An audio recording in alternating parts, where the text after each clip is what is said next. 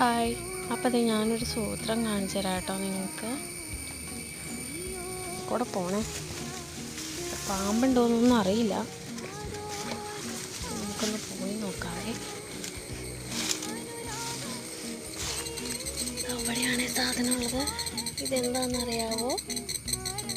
ചെത്തിപ്പഴമാണ് കേട്ടോ. നിറയെ ചെത്തിപ്പഴം. ചെത്തിപ്പഴം ഇഷ്ടമാണോ കൂട്ടുകാരെ നിങ്ങൾക്കൊക്കെ?